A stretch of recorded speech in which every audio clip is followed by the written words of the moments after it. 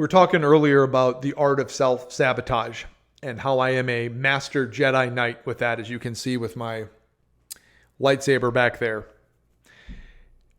What goes hand in hand with self-sabotage, what is the gas for self-sabotage, the fuel, is negative self-talk. And I'm not trying to go all weird podcaster on you here, but this was something I had discovered for myself. We all have an inner monologue, or actually, there was a study done recently that said not everybody has an inner monologue. So for those of us who have inner monologues and talk to yourself or think to yourself, how much of that, I would challenge each of us, how much of that is negative?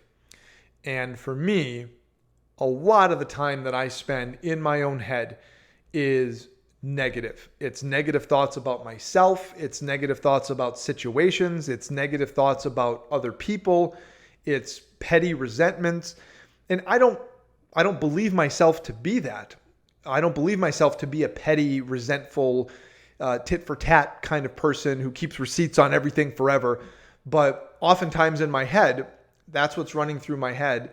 And then also negative self-talk about myself. My opinion of myself in my head is very, very low. And I don't know if anybody else can relate to that, but for me, I have struggled with my weight my entire life. I've been up and down. I've been much heavier than I am now. I've been much lighter than I am now. And I've let that be too important to me for too long.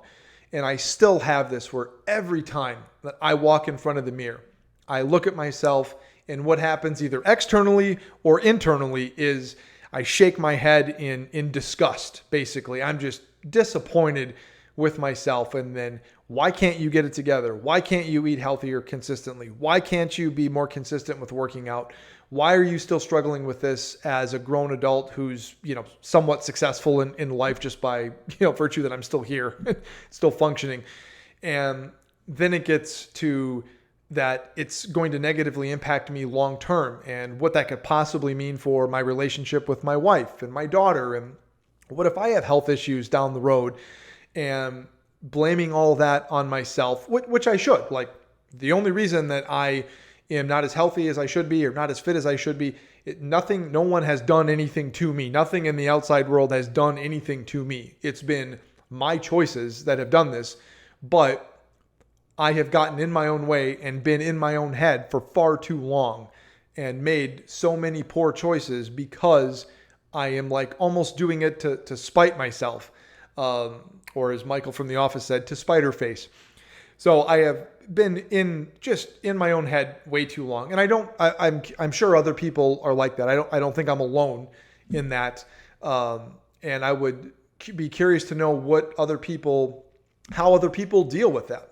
And it's easy to give advice to someone else, right? The situation of walking by a mirror and looking at it and being disgusted. It's easy to say, hey, who you are as a person isn't defined by what you look like in a mirror. 100% true. Could not agree more.